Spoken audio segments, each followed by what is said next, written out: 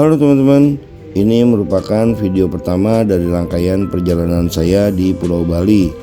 Di video pertama ini yang seperti kalian tahu, kalau ke Bali itu nggak afdol kalau belum beli oleh-oleh. Jadi biar nanti di akhir liburan kita nggak ribet, capek, atau kehabisan waktu. Nah rencananya saya mau cari oleh-oleh dari awal dulu nih teman-teman. Tapi di video kali ini kita nggak fokus di satu toko aja. Kita bakal mampir ke beberapa toko dan beberapa tempat yang menjual oleh-oleh yang berbeda, biar kita bisa bandingin harga, kualitas barang, dan tentunya kita bisa lebih irit tapi tetap bisa dapat oleh-oleh yang oke punya. Jadi nanti kalau teman-teman bisa lihat kira-kira toko mana yang cocok buat teman-teman, mau yang murah, yang lengkap, atau tempatnya yang santai untuk bisa belanja agar nyaman.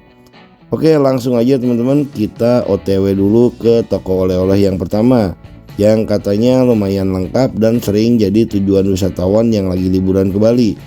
Nah oh iya juga, selama di video ini kita akan ngasih gimana suasana tokonya, jenis oleh-oleh yang dijual, kisaran harganya, dan tentu juga kita akan ngasih review apakah tempat ini worth it untuk teman-teman kunjungin atau enggak.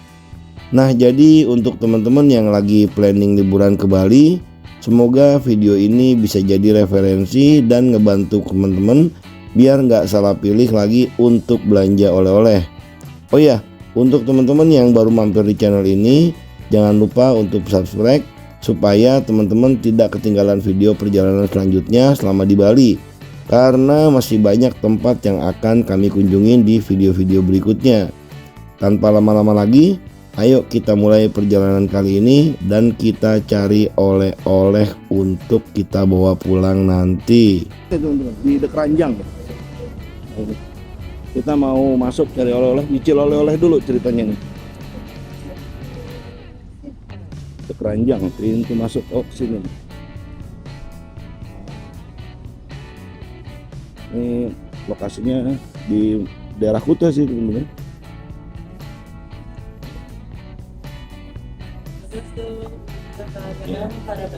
Ya mau baju yang ini mau baju. Oh kemarin sebelah sini, kalau belanja sini. Belanja sebelah sini, tapi nanti kalau pilih bisa dari tempat kan, belanja juga bisa. Oh langsung ke sini bisa. Oh ya makasih. Oh, ini kita langsung masuk ke sini nih teman-teman. Sanskerta dan Inggris. Nggak cuma seru buat foto-foto. Jadi memang sengaja dibentuk untuk seperti ini ya. Sambil jalan-jalan santai kita lihat. Jangan lupa abadikan pengalaman. Oh ini ceritanya udang-udangan, kepiting, udang.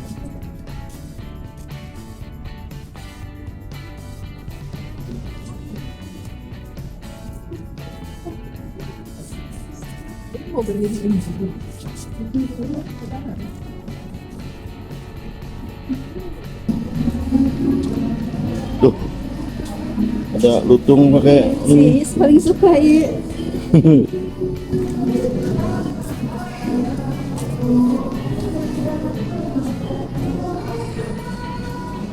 Ini jalannya terus turun ke bawah. Ini ada boneka-boneka kiri kanan, ada boneka, ini ada suling-sulingan juga.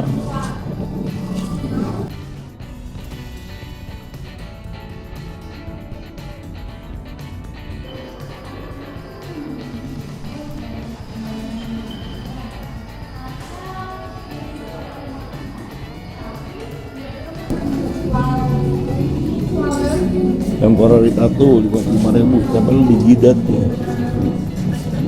T-shirt, glow in the dark, oleh makanan, kasir, bukan ke satu. Pernah ketiga ini. Second floor, exit. Itu dipegang ini.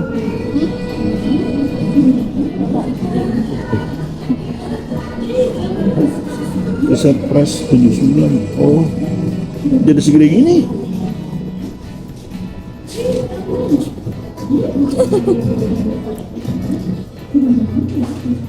Ini jujur guys, saya mau beli ini, kendalanya di badan saya gede benar, susah nyari baju.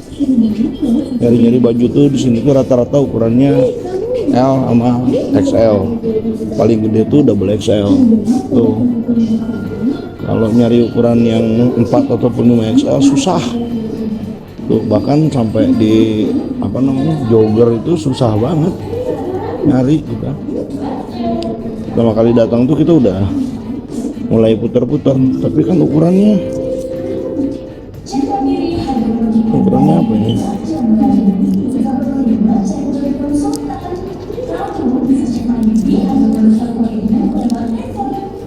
Small S, ya kan? Aduh, ukurannya susah. Nyari ini ya, nyari baju yang gombrong gede. Itu tuh ada nih, coba nih, yang gombrong. Ini ada nih. Tuh. Warna hitam.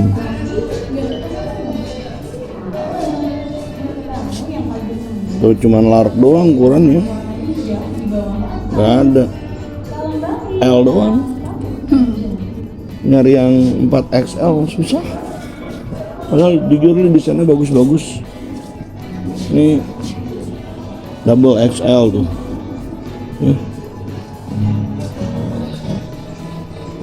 Kemarin kita beli malah nggak masuk.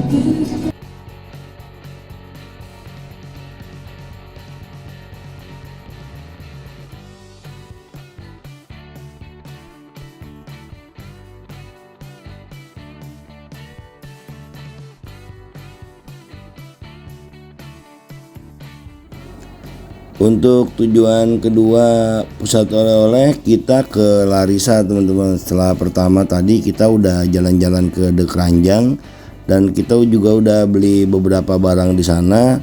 Kemudian kita langsung aja ke Larissa. Untuk lokasinya sama, masih ada di sepanjang Jalan Kuta juga. Jaraknya juga nggak beda jauh dengan De Keranjang tadi, paling hanya sekitar 100 meteran aja. Kita langsung masuk ke Larissa. Nah bedanya Larissa dengan De Keranjang ini, kalau di Larissa itu dia hanya toko aja, jadi memang barangnya sudah diplot di situ. Kita tinggal ambil, udah ada harganya di situ. Atau kalau kita mau nanya-nanya juga banyak pelayan-pelayan yang siap untuk ngelayanin kita. Beda dengan di Keranjang, kalau di De Keranjang itu memang kita disuguhkan sama suasana belanja yang sedikit kalau saya bilang sedikit eksotis ya teman-teman ya. Jadi kita bisa jalan-jalan sambil menikmati suasana, dan ya harganya juga hampir-hampir sama juga, nggak beda-beda jauh. Hanya mungkin ada beberapa barang yang kita cari dan nggak ada di situ, kita coba cari di tempat lain. Kayak gini kita nggak ada di De Keranjang, kita cari di Larissa. Oke, langsung disimak aja apa aja yang ada di Larissa ini teman-teman. Oke teman-teman, jadi hari ini saya ingin ngajak teman-teman ke salah satu destinasi wisata pusatnya oleh-oleh yang ada di daerah Kuta Bali, yaitu Larissa. Nah di Larissa ini itu bukan hanya jual-jualan baju, tapi kita juga mau beli-beli makanan nih teman-teman, atau cemilan-cemilan yang akan kita bawa. Di sini nyonya ini udah beli coklat. Oh ini. Terus udah beli macam-macam juga sih. Ada dark coklat, ada kacang-kacangan. Harganya juga terjangkau teman-teman. Makanannya otentik, mulai dari coklat, kacang-kacangan juga ada selai pisang juga ada. Terus ada minuman-minuman khas Bali juga ada di sini. Jadi teman-teman yang mau datang itu adanya di dekat Jogger ya, namanya Larissa. Itu dia pusat oleh-oleh Bali. Lucu-lucu dan murah-murah loh teman-teman. Sekalian kita jalan, sekalian kita belanja. Sebenarnya kita pulang tanggal 15, masih lama ya. Cuman kita mau nyicil oleh-oleh dulu dari sekarang, biar saat kita pulang itu nggak bingung nanti apa lagi yang mesti dibawa gitu teman-teman.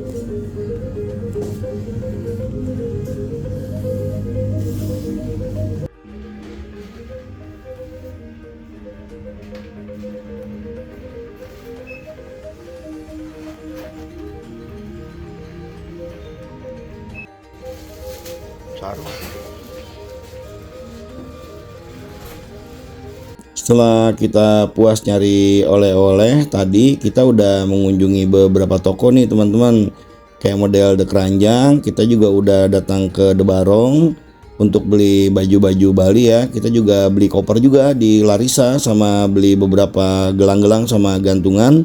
Sama kita juga ke Serimpi nih untuk beli daster, untuk beli barang-barang yang kecil-kecil nih teman-teman. Dan habis itu kita juga udah lanjut makan siang. Tadi kita beli mie ayam sama bakso ya di warung Solo, yang jelas itu halal nih teman-teman.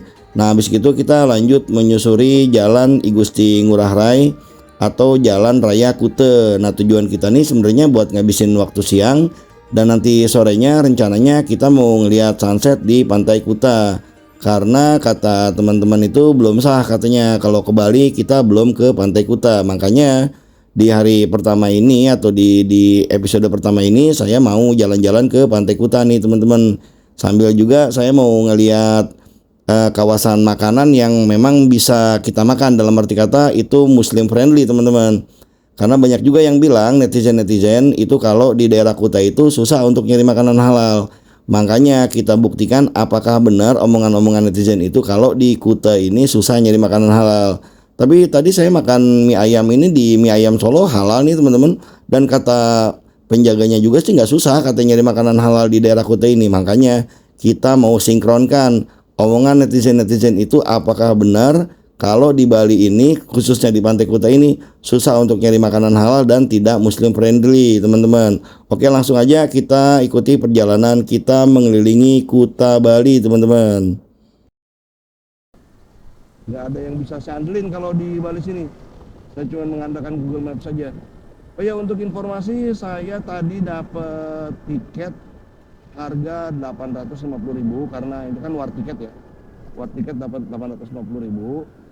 Dan untuk tiket pulangnya saya belum dapat, cuman pas mau ke hotel itu saya ada sedikit scam. Jadi ada, bukan taksi bandara sih, jadi semacam kayak model ojek ataupun apa ya, Grab nggak jelas gitu, ataupun Gojek nggak jelas. Dan saya ditawarin, dipinta harga dari 200.000 nawar-nawar ke 175.000. Katanya kalau naik taksi bandara itu mahal, bisa sampai 350.000. Oke lah, kita iakan aja. Dan ternyata jarak hotel saya ke bandara itu hanya sekitar 7 menit gitu. Dan pas saya cek di aplikasi Grab saya sendiri itu ongkosnya hanya 30.000. Tapi nggak apa-apa, itu bukan berarti menjadikan saya kapok. Itu hanya segelintir oknum aja, bahwa ternyata nggak di Bali aja, di tempat lain pun sama teman-teman. Kalau memang kita nggak tahu, terkadang kita dimanfaatkan. Oke teman-teman, sekarang kita ada di Jalan Raya Kuta ini teman-teman. Ini kalau teman-teman lihat udah banyak sekali pertokoan-pertokoan yang menjajakan dagangan-dagangan nih, mulai dari sendal-sendal, terus juga ada pakaian-pakaian. Di sebelah kiri juga ada kafe. Dan tentunya banyak wisatawan-wisatawan mancanegara ya yang ada di sini teman-teman. Baik itu dari Eropa, dari Australia maupun dari Amerika juga banyak ada di sini. Karena yang satu pesawat dengan saya pun banyak orang ekspatriat atau orang-orang bule yang ingin ke Bali untuk sekedar refreshing ataupun liburan. Karena sekarang tuh sebenarnya bukannya jadwal liburan mereka gitu. Jadi yang liburan ke sini tuh biasanya yang memang menghabiskan masa liburan, atau yang musim yang mukim teman-teman, atau yang long stay di sini. Jadi tinggalnya lama ya. Nih kita masih terus di depan itu udah Pantai Kuta, ada 1 menit lagi. Oh ini udah banyak banget apa namanya penjajah-penjajah barang-barang dagangan ya. Nah di sini saya mau lurus. Tiket masuknya saya nggak tahu berapa nih teman-teman. Kita akan tes ya. Ini depan ini udah Pantai Kuta. Lurus dari sini. Oke. Lurus. Nah, mana ini ya tukang penjaganya? Itu. Oke. Ya.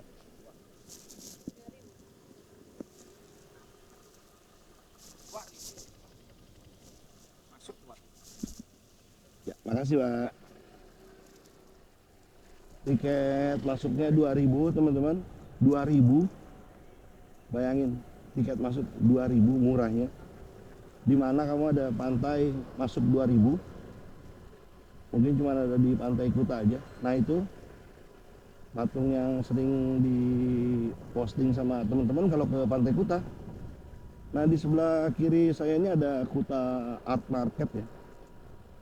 Kanan juga sama, banyak yang jual handicraft ataupun kerajinan tangan teman-teman. Nah itu shelter kebencanaan Baruna. Oh, Baruna ini dewa laut teman-teman, dewa penguasa laut ya, dewa Baruna ini ya. Jadi itu mungkin representatif ya, atau perwujudan dari dewa Baruna teman-teman. Nah motor kita parkir di daerah sini aja teman-teman, biar mudah ya, biar mudah ininya, kita sini aja lah ya. Oke. Nah ini kita udah sampai di Pantai Kuta teman-teman. Sekarang jam 5:19, jadi memang hanya 10 menit dari hotel saya ke Pantai Kuta ini. Guys, sekarang jam 5:30 waktu lokal dan saya masih di Pantai Kuta nih. Rencananya mau nungguin sunset, cuman ternyata cuaca tidak bersahabat teman-teman. Cuacanya mendung, tidak ada sunset, jadinya ketutupan sama awan. Itu pesawat yang mau terbang tuh. Ya udahlah, nggak apa-apa lah, karena kita sudah ada di Pantai Kuta. Kita lanjut jalan-jalan aja menyusuri Pantai Kuta teman-teman. Yuk kita jalan-jalan aja. Tadi kan kita udah bilang kalau dari hotel kita ke Pantai Kuta itu sekitar 6 menit sampai 10 menit. 6 menit sih waktu Google. Kita ngelewati jalan bypass Ngurah Rai. Anjingnya lucu. Kita ngelewatin jalan bypass Ngurah Rai, terus kita lurus belok kiri. Belok kiri itu udah kawasan Kuta teman-teman. Nah ini itu ada patung Baruna tuh, pokoknya patokannya patung Baruna lah. Untuk tiket masuk itu hanya Rp2.000. Tiket masuk cuma 2.000. Tuh, gimana? Pantai sekeren kayak gini, tuh, se-eksotis ini, anjay, bisa dipakai surfing. Tiket masuknya cuma Rp2.000, teman-teman. Kita ke pinggir pantainya dulu yuk. Terus kita nanti jalan ke arah pantai sana tuh.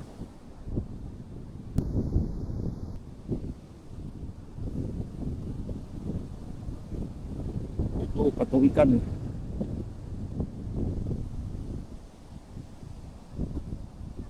Terus di depan itu ada pasar sih teman-teman, tadi tuh pasar apa ya? Pasar seni. Pasar seni di sini. Patungnya keren-keren. Orang-orang Bali ini kalau bikin patung nggak pernah gagal. Keren-keren pokoknya bikin patungnya. Setelah kita melakukan ritual foto-foto di tempat yang paling sakral di Pantai Kuta nih teman-teman, karena kalau nggak foto-foto di sini katanya belum sah ke Balinya. Jadi harus foto dulu di sini baru dibilang sah ke Bali katanya. Aduh. Nah ini teman-teman kalau lihat itu ada beberapa apa sih namanya, bumbu rampe, terus bunga, terus ada dupa juga ya di situ. Ini kalau orang Bali bilang sebutannya canang. Canang itu persembahan. Nah kalau orang luar Bali mungkin kayak kita, itu kita biasa sebut dengan nama sesajen. Nah jadi mereka itu biasanya melakukan persembahan seperti ini ya, itu di waktu-waktu tertentu gitu. Nah ini nih teman-teman gak usah aneh, karena ini biasanya bukan cuma di pura-pura kayak gini aja, tapi suka ada di jalan, suka ada di depan toko gitu, suka ada di macam-macam, tergantung ritual yang mereka lakukan teman-teman. Nah ini kebetulan adanya di pura gitu, jadi tuh ya banyak ya, ada canang ya. Impactnya wangi teman-teman, wangi. Jadi canang itu karena dia sama juga ngebakar dupa ya, akhirnya si jalanan tuh jadi wangi, wangi banget. Nah saya sambil jalan-jalan aja sambil liatin motor. Ini udah banyak bule-bule.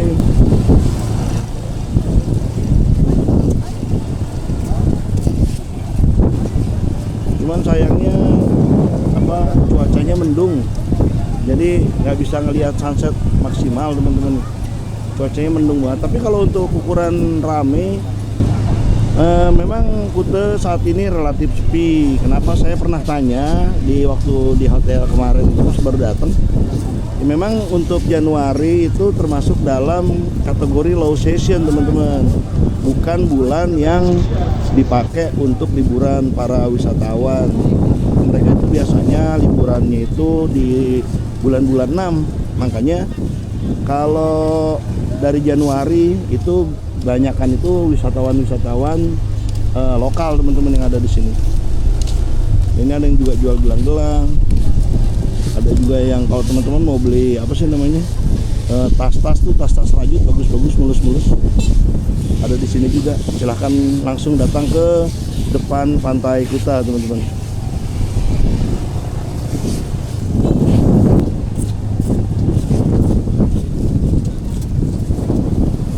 Wih, ombaknya gede banget. Ini kalau mau hujan gini ombaknya lumayan tinggi teman-teman. Nah, kalau untuk teman-teman yang memang senang surfing ya ini benar-benar waktu yang tepat ya, atau momen yang pas nih untuk selancaran di sini. Karena memang Kuta itu dipakai juga sebagai tempat surf ya, atau tempat selancar ya. Banyak juga sih sebenarnya pantai-pantai lain kayak model Sanur, terus Canggu itu dipakai untuk selancaran. Nanti kita akan ke sana lah. Kita akan review satu.